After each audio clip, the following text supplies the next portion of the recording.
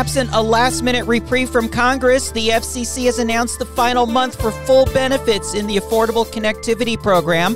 An LPFM station is under investigation for cross-ownership, and 2 landowners are being told to swap the deck of their swashbuckling tenants. All of that and more coming up. REC, FCC Today, Peachy Bradley. This is FCC Today, the podcast for Tuesday, March 5, 2024. Deep in the middle of a worldwide Facebook outage. What are we going to do?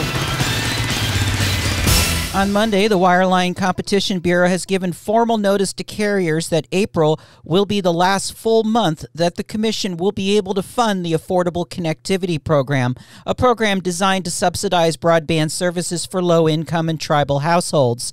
The wind down of the ACP is as a result of a depletion in funding in the program. Carriers will have the option of passing on a prorated subsidy for consumers in the month of May. Carriers have been instructed to send written notices to all ACP recipients by March 19 to advise them of the end of the ACP benefit. Those notices must state the date of the last bill in which the full ACP benefit will be applied and the impact on the service's rates once ACP benefits are discontinued. Notices must also remind ACP households of their right to change or discontinue their services. Other ACP policies will continue to apply, such as the prohibition on early termination fees and the prohibition on suspension of services on bills that are less than 90 days delinquent. The only thing that can save the ACP is additional funding from Congress. Chair Jessica Rosenworcel sent letters to Senate Commerce, Science, and Transportation Chair Maria Cantwell and Ranking Member Ted Cruz. In the letters, Rosenworcel provided some statistics from the ACP survey we discussed last week on the podcast, and stating to the senators that we have come too far with the ACP to turn back and lose the gains we have made connecting so many households across the country. Accordingly, the Commission continues to stand ready to assist Congress with any efforts to fully fund the ACP into the future. Section 73.860 of the FCC rules prohibit operating agreements between low-power FM radio stations and full-service FM broadcast stations. In January, the Audio Division sent a letter of inquiry to both Andre Serranos, with an S, Ministries, licensee of full-service station KGWP, Pittsburgh, Texas, and Andre Serrano, without the S, Ministries, licensee of low-power station KGIC-LP, Corona, California, in connection with pending license renewal applications filed by both stations. According to the FCC's investigations, the 2 stations appear to be affiliated with an organization called Radio Impacto. The Radio Impacto website indicates that it has 3 stations, including KGWP, KGIC-LP, as well as a station in the Dominican Republic. Monitoring the station's stream, the FCC notes that all 3 stations are identified at the top of the hour.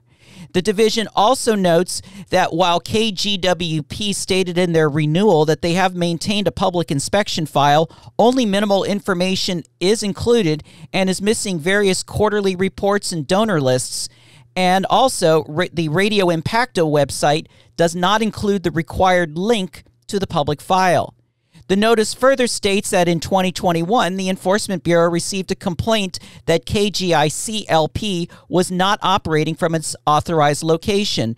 In November of 2023, agents from the Field Enforcement Bureau visited the licensed site and determined that no transmissions were originating from that location, which there are no roads or power lines leading to that site. And it appears to be either a mining or a gravel pit. The KGIC-LP signal was traced to a tower operated by Crown Castle approximately 5 miles north of the licensed location.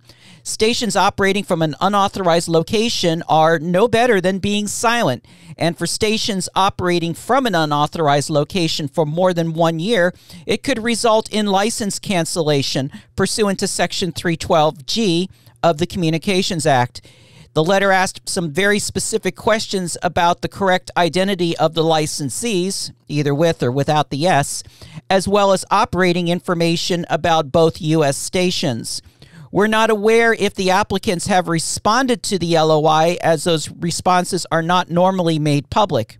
We should expect to see the outcome of this proceeding in due course.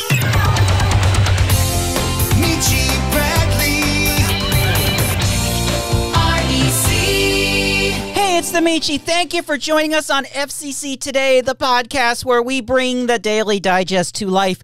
Look for this podcast on the Michelle Bradley YouTube channel. Please visit the channel, like the video, and hit that notification dinger to be informed of updates. FCC Today is also available through major podcast providers and on the web at FCC.today. YouTube channel subscriptions are important to us, so please subscribe. Thank you for your support. Notices of illegal pirate radio broadcasting have been sent to 2 property owners regarding activity taking place on their properties. In Region 1, the field has sent a notice to Somerset Maplewood LLC regarding radio signals on 91.7 that were coming from their property located at 8 Vermont Street in Maplewood, New Jersey. In Region 2, the field has sent a notice to Charles H. Wyatt regarding radio signals on 87.9 that were coming from his property located at 4 Randolph Street in Greenville, South Carolina.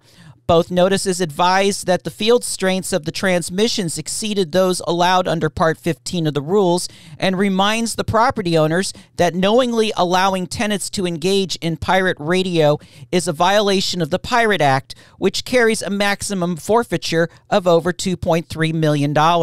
Maplewood and Wyatt have 10 days to reply to these notices. The FCC and United Kingdom regulator Ofcom have announced a new framework to combat illegal robocalls and robotexts. Under this framework, both agencies agree to cooperate and share information to further their shared interests in protecting consumers and ensuring the integrity of communications networks. Chair Rosenworcel stated that junk calls and texts are a threat to everyone with a phone, and scammers can cross borders to trick, irritate, and defraud customers, calling the new partnership another breakthrough in the effort to cut off international robocall traffic. Ofcom's chief executive, Dame Melanie Dawes, stated that Ofcom has been stepping up its work in the UK to combat criminals who try to cheat people out of their life savings over the phone and online. This is a complex problem that does not respect borders and needs coordinated action from regulators, governments, police, and companies around the world. Our close partnership with the FCC will help us crack down on scammers wherever they are. FCC Today. FCC Today, the podcast, is available on the Michelle Bradley YouTube channel. Please like the video and subscribe to the channel. It's also available on Podbean, TuneIn, Apple, iHeart, and other podcast providers. For up-to-the-minute action at the Media Bureau and throughout the agency, visit our website at FCC.today. REC Networks, always on at RECNET.com for assistance. With LPFM full service and FM translators, contact REC Networks 202-621-2355. For now, I'm Michelle Bradley, SBE certified broadcast technologist, wishing you a good day from Riverton. REC.